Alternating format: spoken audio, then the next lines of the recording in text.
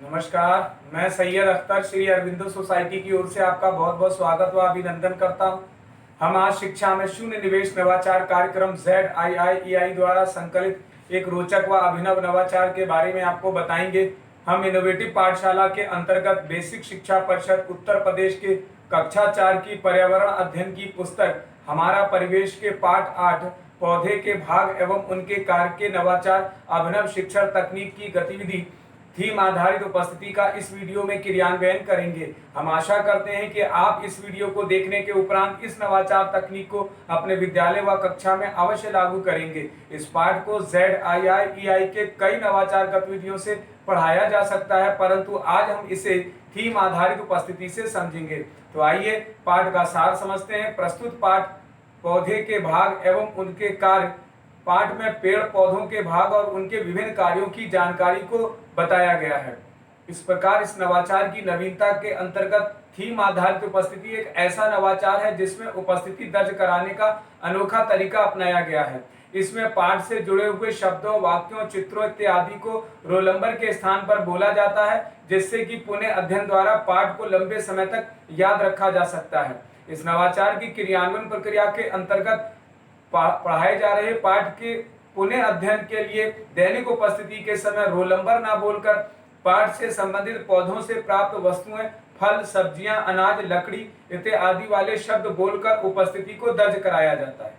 इस नवाचार की क्रियान्वयन अवधि को यदि देखा जाए तो इसे लागू करने में 20 मिनट का समय लगता है तथा पूर्व प्रबंधन में किसी भी प्रकार का कोई पूर्व प्रबंधन शिक्षक को करने की आवश्यकता नहीं पड़ती है, परंतु शिक्षकों को कुछ निर्देशों का पालन अवश्य करना पड़ता है। जैसे शिक्षक इस बात का ध्यान रखेंगे कि उपस्थिति के लिए जो विषय वस्तु निर्धारित की गई है उसकी थीम पाठ के कॉन्सेप्ट पर ही आधारित होनी चाहिए। शिक्षक छात्रों की उपस्थिति को क्रमानुसार ही लेंगे। छात्र भी कक्षा में शांति और अनुशासन को बनाए रखेंगे। इस प्रकार पुनः अध्ययन एवं क्रियान्वयन प्रक्रिया के अंतर्गत कक्षा में उपस्थिति के समय पौधों से प्राप्त वस्तुओं जैसे फल, सब्जियां, अनाज व लकड़ी आदि की जानकारी को दोहराया जाता है। आइए इसे उदाहरण से समझते हैं कि इस नवाचार को कैसे लागू किया जाता है। जैसे सबसे पहले शिक्षक किसी छात्र का रोल नंबर बोलेंगे।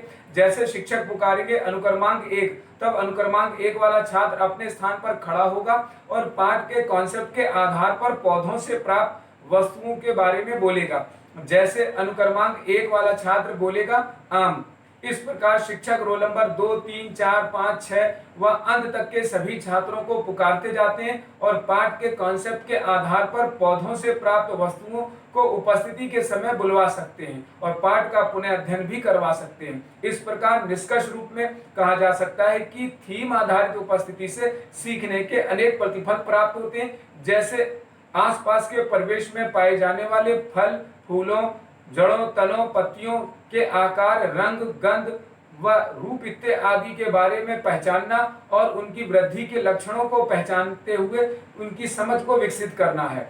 थीम आधारित उपस्थिति में भाषा की बारीकियों को समझते हुए प्रश्न करना, तर्क करना, निजी अनुभवों को साझा करने की समझ भी छात्रों में विकसित होती है। कही जा रही बात, कहानी, कविता इत्यादि को कहने व सूक्ष्म और प्रत्यक्ष पहलुओं का बारीकी से अवलोकन करने की क्षमता भी छात्रों में विकसित होती है। इस गतिविधि में सभी छात्रों की भागीदारी सुनिश्चित होती है और सभी को समान अवसर प्राप्त होता है। इस नवाचार में पीआरटी अनुपात का तो ध्यान रखा ही गया है, साथ ही साथ एनसीएफ 2005 के उद्देश्यों को भी पूरा किया गया है। यह नवाचार विशेष आवश्यकता वाले बालकों के लिए भी उपयोगी है। शिक्षक पाठ पौधे के भाग एवं उनके कार्य को एक निर्धारित माह में ही पढ़ाते हैं। इस प्रकार इस नवाचार से छात्रों में गहन सोच के साथ आत्म जागरूकता, सृजनात्मकता के साथ पारस्परिक संबंधों के जीवन कौशल मूल्य का विकास होता है। इस नवाचार में छात्र अभिनव शिक्षण तकनीक को समझते हैं।